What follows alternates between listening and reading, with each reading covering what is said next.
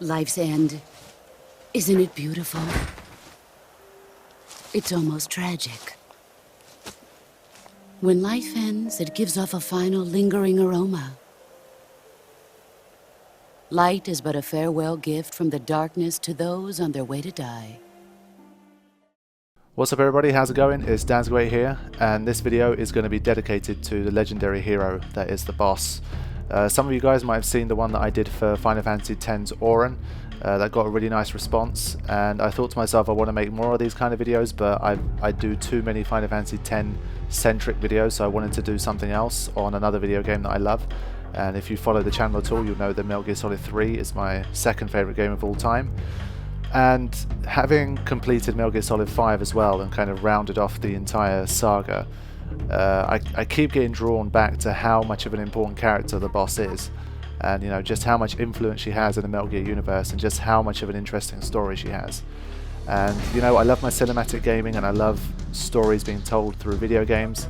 I think the boss's story is one of the most interesting stories ever told in gaming. So I wanted to kind of do a little almost tribute, as it was, and just go through kind of her timeline, the life that the boss lived, and what it kind of resulted in terms of her legacy and her will. So I'll probably split this into two because it's going to be extremely long. Her life is very detailed, even though she died at a fairly young age. She did a lot of shit that had big ramifications for the rest of the game and the rest of the world, the rest of the saga.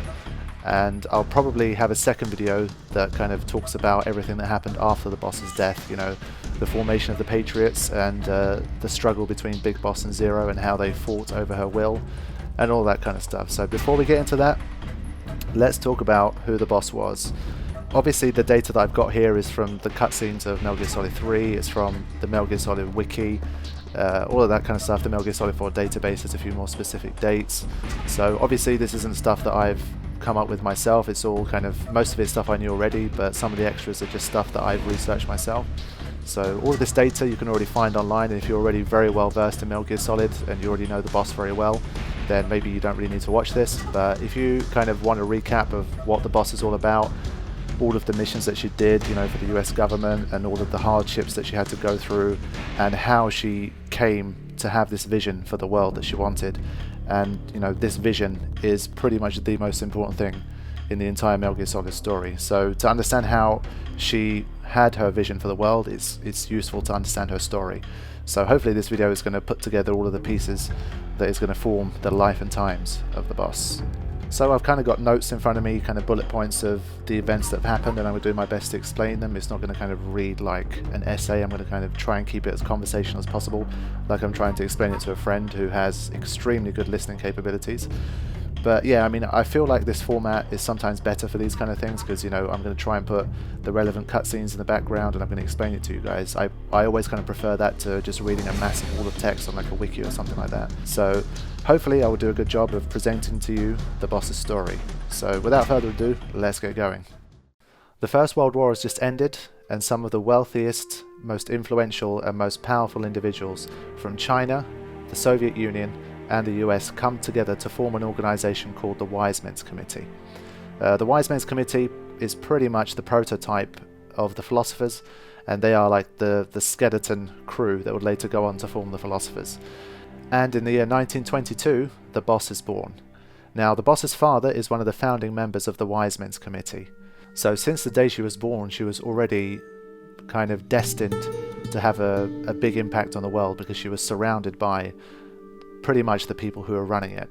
So of her childhood years, we don't know too much. All we do know is that as she grew up around the philosophers, her father told her a lot of things about the way the philosophers operate, the way they engineer situations that are going to benefit them, and how they intend to keep order and control in the world.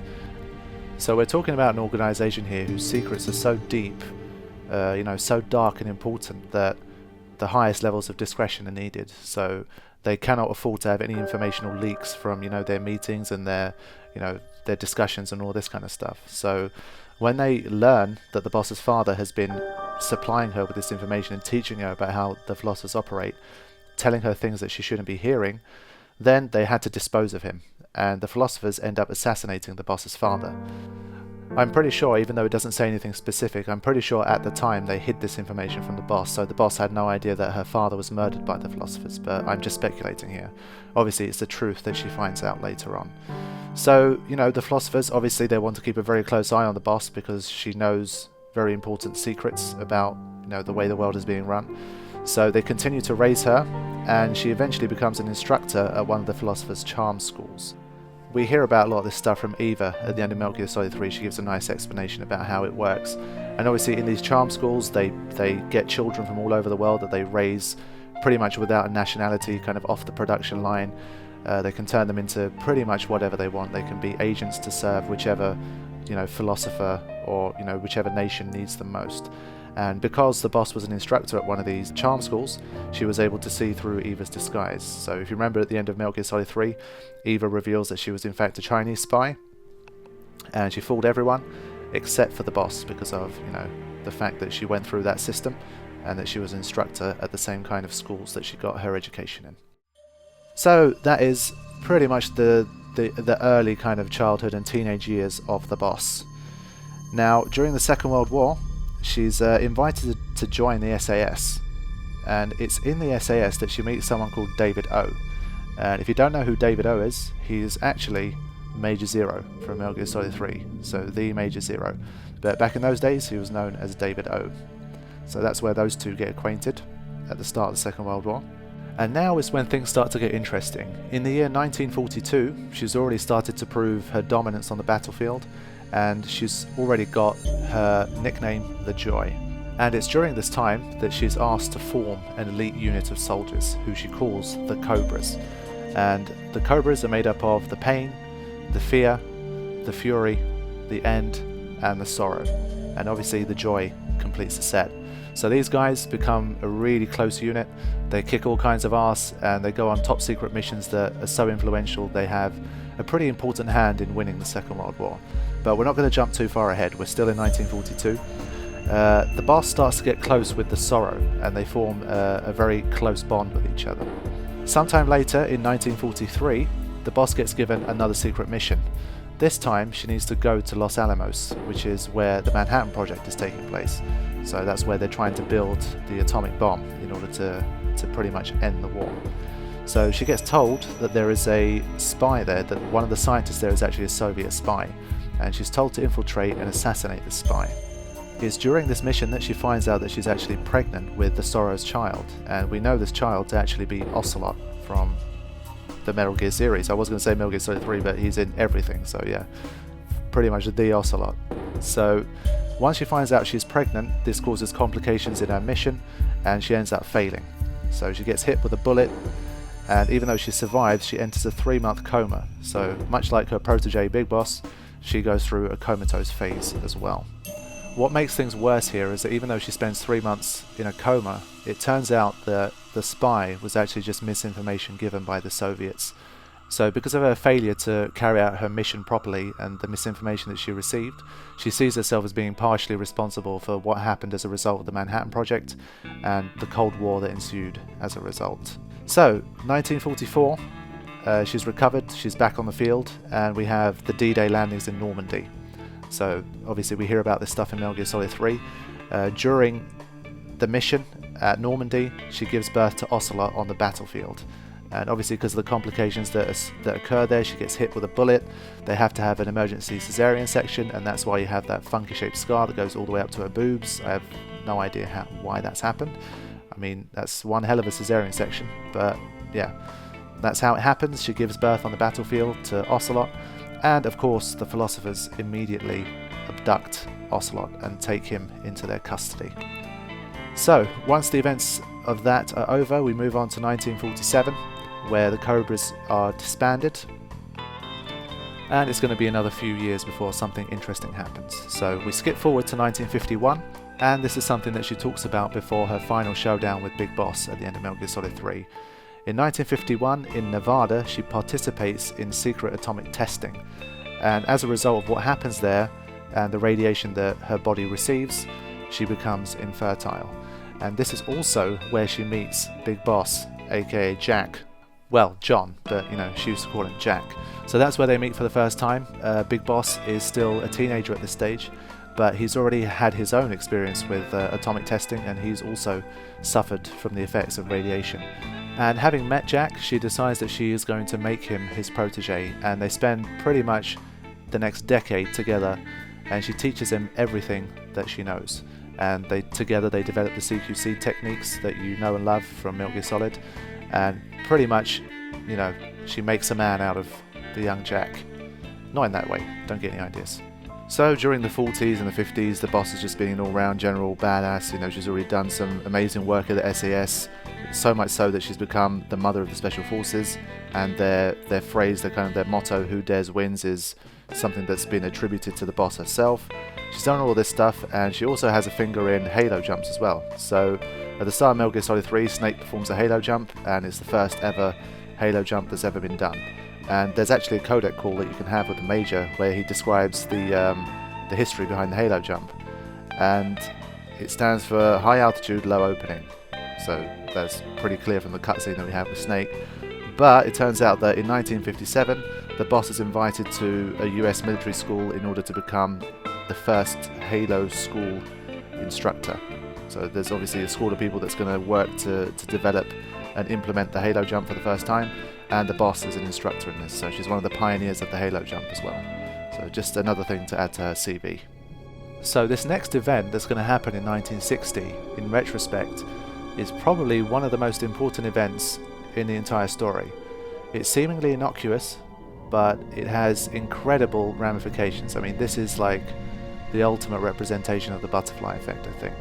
So, the year is 1960, and the US government has a top secret project called Mercury. And Mercury aims to try and get the first person into space. So obviously the space race is going on with Russia, and the US are falling behind. So they need to speed things up, but undercover they want to test to see if a certain spacecraft can get a living, breathing human into space.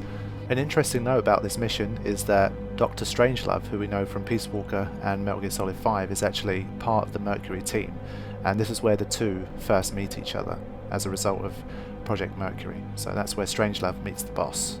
Now, the craft isn't able to protect from all of the cosmic radiation and all this kind of stuff. It's not ready for that, so they need a pretty specialized kind of candidate to do it. So as luck would have it, the boss was already irradiated once in the 1951 incident, so she puts herself up as a candidate, and she is chosen as being the first person to ever go into space.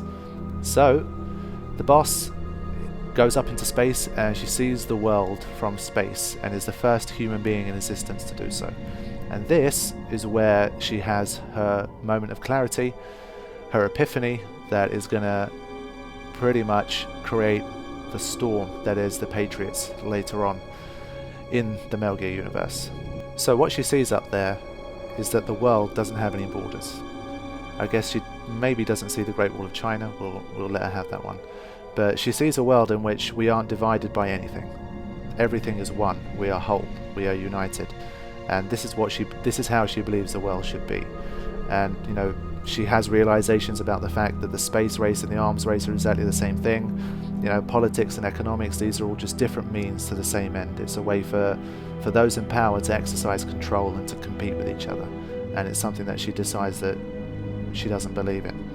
So, in space there's no borders, there's no east versus west, there's none of this kind of stuff. And in the future, she believes that in the 21st century, we're all going to realize this. We're just a pale blue dot floating around in the emptiness of space, and that we are going to unite, and this is how humanity is going to thrive. No one overruling ideal like communism or capitalism to control people. Everyone is going to be free to exercise their own will. And because of what she knows about the philosophers, she knows that the philosophers are intent on consuming soldiers, like a commodity, the same way they've consumed her throughout her career and what they've done to Big Boss. She knows that they want the war cycle to continue forever, and that soldiers are just going to be used as resources for this control to continue. So yes, that is when the boss decides that things need to change, and that we need to unify, we need to become one. The world needs to be whole again. And that's what she talks about frequently in the events of Metal Gear Solid 3. So in the next video, I'll talk more about the boss's will and how the boss not the boss, Big Boss and Zero interpret in different ways, and the chaos that ensues as a result of that. So we won't dive too much more into it right now because it's more of a timeline. But that is what happens. In 1960, the boss has an entirely new vision for the world. She doesn't get too much time to think about it though, because on the way back down to Earth, she suffers problems, the spacecraft has problems, and they have to make a crash landing. And because of how the mission ends, it ends with a crash landing. The US government decide to keep a lid on the entire thing, so it never goes down in history that she was the first person to space, and she goes into a second coma as a result of this. So yeah, she's kind of looking a lot more like Big Boss now with all of her comas. So this time she's gone into a second coma as a result of her spaceflight experience. So the boss has already spent most of her life pretty much serving her country, and she's given up her body, she's given up her loved ones, all of this kind of stuff. So she's already had quite a tough time of it. And in the year 1961, things get even worse for the boss. There's a CIA-sponsored invasion of Cuba that's going on. Of course, it's all secret, under wraps. They've got this whole other story about bringing exiles back to the country, etc., etc. So they go on this secret invasion of Cuba, but once they get there, the government pussies out of it, and the Cubans fight back. Obviously, the US don't provide any air support, and the team that gets sent for the invasion get annihilated. So the boss survives this, but she is betrayed by her government, because they send her in there and then leave her completely on her own with no backup when the going gets tough. So she makes it out alive from Cuba, but after this she goes underground for a little while. The year is now 1962. We're closing into the events of Metal Gear Solid 3 and the Virtuous Mission and Snake Eater Mission. So 3 years earlier, in 1959, the boss is given another one of these top secret missions that she's so used to by now. So the US has some data, some information, some intel that they need from the Soviets, and they want to insert a spy among their ranks. So the boss is given a mission to insert a spy into the Russian ranks. She uses her philosopher contacts in order to get this done, and she succeeds in getting a spy in there. So initially the CIA, they decide not to help her with this project, so that's why she has to enlist the help of her philosopher contacts. But once she actually gets a spy in there, then the CIA take all of the credit for this. All of the intel that they're able to steal from the Russians, the CIA takes all the credit for it. So later on, it turns out that the spy that she's inserted actually decides to defect to the Soviets and start tampering with the intel that they send to the US. The boss realizes this, and she kind of raises the point, and later on obviously it becomes discovered that this person has indeed defected. So when this happens, the CIA betrays her again. The CIA kind of deny anything to do with it and say that the boss is to blame for this as a result. So this is what happens 3 years earlier in 1959, and in 1962 we pretty much pick up this mission and we continue it in a different way. So between 1959 and 1962 we have the events that are going on with the spy who later defects. It turns out that the reason that the spy defected was because the Soviets were working with the Sorrow. So once the Sorrow left the Cobra unit, once it was disbanded, he was working for the Soviet side of things. And they sent the Sorrow in to root out this agent and to basically convert them into a double agent to get them to defect. And the Sorrow was successful with this mission. So it's because of the Sorrow. He didn't know that the boss was involved, and that the boss was going to basically bear the brunt of this situation. She was the one that's going to take the fall for it. He wasn't aware of this, but he fulfilled his mission, and he caused the agent to defect. Once the US realized what was going on, they sent the boss on a special mission to both get rid of the double agent and also to assassinate the Sorrow as a result. So the philosophers on the US side of things gave her that mission, and the philosophers on the Soviet side told the Sorrow about what was going on, and so the two of them knew they were destined to meet in battle, and they were told that one of them has to die, otherwise their child, Ocelot, who was in the custody of the philosophers, was going to be killed. So in 1962 the boss had to go to Russia, and before long the pair would come face to face. So both of them knew what the deal was, and between them they decided that the Sorrow would be the one to die. So the Sorrow was brave enough to put himself up and say, you have to live on, you're going to have to kill me in order to clear your name, and to, for the good of your country, for the good of the philosophers. So the boss once again had to sacrifice. She had to kill someone she loved, and she completed her mission admirably, as she always does. So that was the events of 1962. The boss has now lost the father of her child. She's pretty much lost her child to the philosophers, and she lost her father, and she lost the ability to reproduce as well.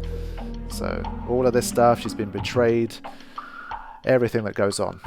So after this time, just before the virtuous mission comes up, Zero approaches her. So David O from her SAS days trusts the boss, knows of her specialist capabilities, and obviously she still has a legendary status despite everything that's gone on, and the pair of them decide to form Fox.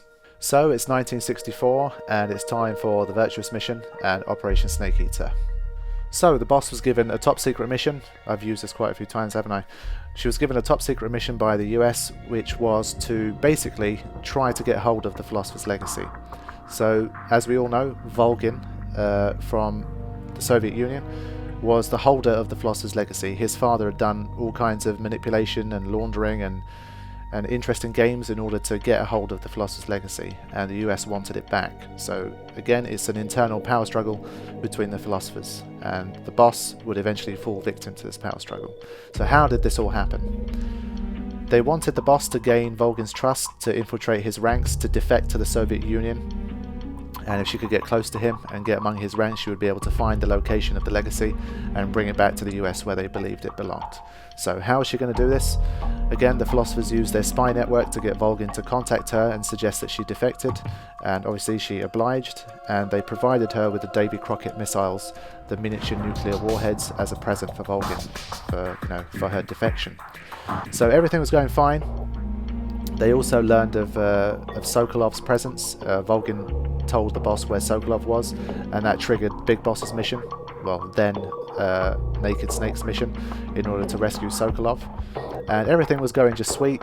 You know, she gave over the nuclear warheads. Volgin believed that she was defecting for real.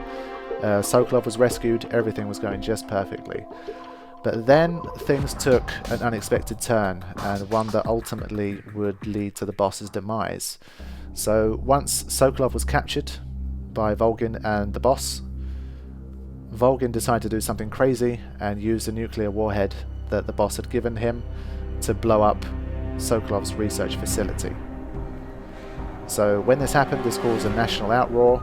Obviously the missiles are American, and Khrushchev, the Russian Prime Minister, chairman, doesn't know what's going on. He blames obviously the Americans for it because there's no other explanation for it. So the Americans are in deep shit. It looks like they've launched a nuke into Russian territory and blown up one of their research facilities. So they need to find a way to defuse the situation. So it's now that they come up with the plan for Operation Snake Eater. And interestingly enough, it's Hot Coldman from Peace Walker, the guy with the most ridiculous name in the whole series, who comes up with the plan for Operation Snake Eater. So the US need to clear their name because it looks as though they've launched a nuclear attack on Russia. So what the US do, well, they've got the boss pretending to defect anyway, so they tell Russia that she has truly defected and it was the boss that actually did this. And in order to prove our innocence, what we're going to do, we're going to send the boss's protege, the guy that she raised to be a legendary soldier, the man known as Naked Snake. We're going to send him in, and we're going to assassinate the boss. And this is going to clear our name. This is going to be our proof that we were not involved in this attack. It was a defector. So the boss, as a result of this, has a new mission. The ultimate fate of her mission is that she has to be killed at the hands of Naked Snake, and she knows this right from the beginning. But the US also want the destruction of the Shagohod and the research facility as well, and they still want that Philosopher's Legacy. So she still has to continue her mission, but she also has to make sure that Snake gets through alive, that Snake completes his side of the mission, and once everything is said and done, she has to give her life for her country as well. So the events of Snake Eater transpire.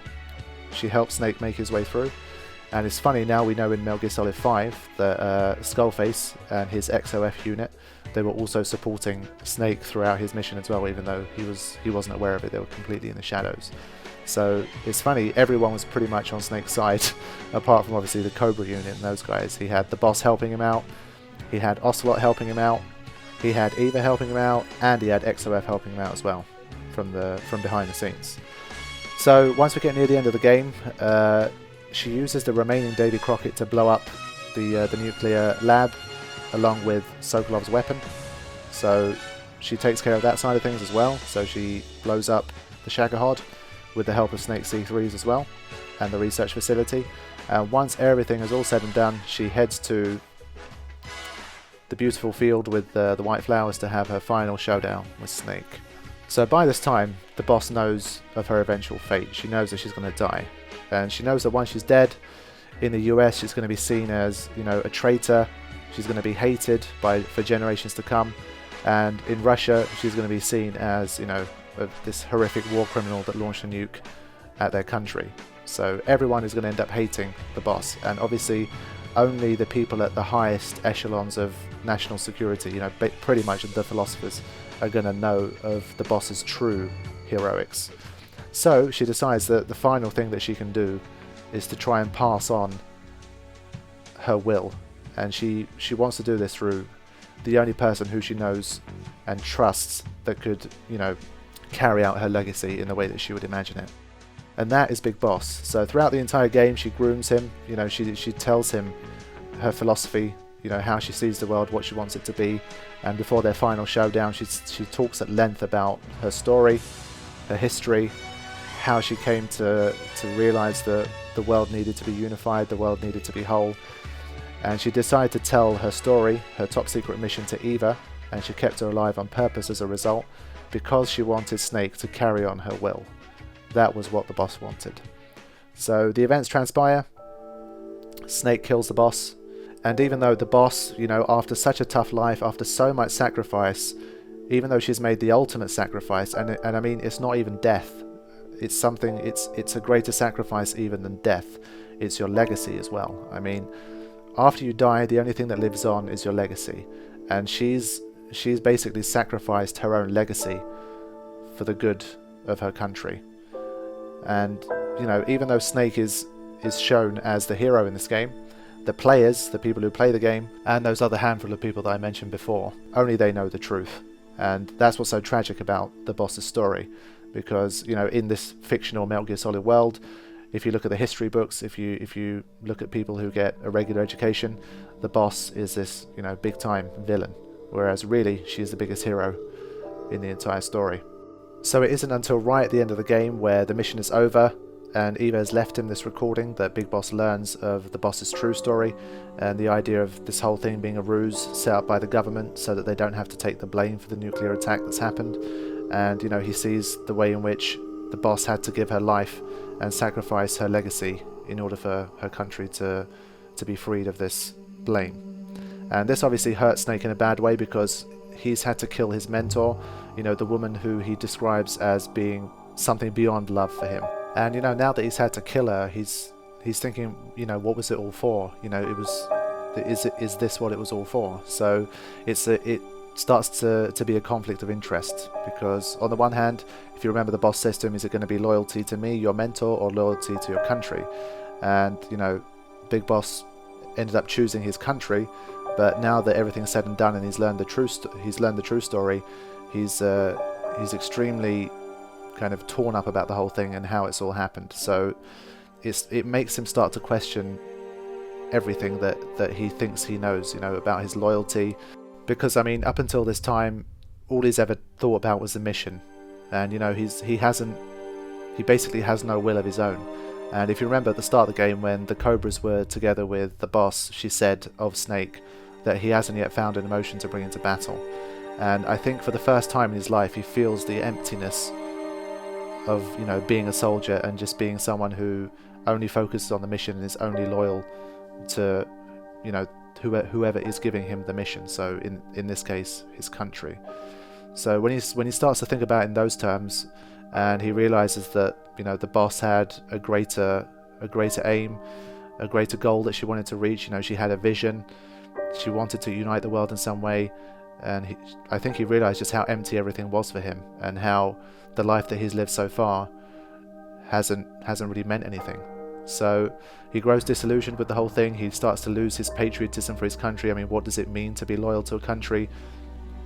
you know, people are friends today, enemies tomorrow. There's no such thing as a absolute enemy. So he doesn't believe in any of this stuff anymore. So he leaves Fox.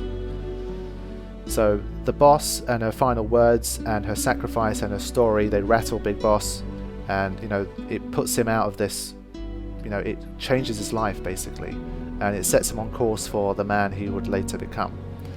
So even though the boss's story ends here, her legacy lives on, and it becomes pretty much the overarching idea behind the entire rest of the series. So in the next video, when I do it, we will talk about the boss's legacy and how Big Boss went one way and Major Zero went another, and all of the chaos that ensued as a result. So we're talking the formation of the Patriots, what did Big Boss do, the formation of Outer Heaven, Zanzibar Land, all of the events in Metal Gear Solid 4. How does this all tie in together to the boss's legacy, and why was it so important in the end? So hopefully this has been entertaining for you. Hopefully you've got a nice recap on the boss's story and why she is an absolute boss, like literally a boss. Like I said, I genuinely believe her to be probably the most heroic character that I've ever seen in a video game. Seriously, I mean, her sacrifice is incredible. So yes, that is Legendary Boss. I hope you guys enjoyed it. I will be back soon with another video about the boss's legacy and the Patriots. I will see you guys soon. Thanks for watching. Take care.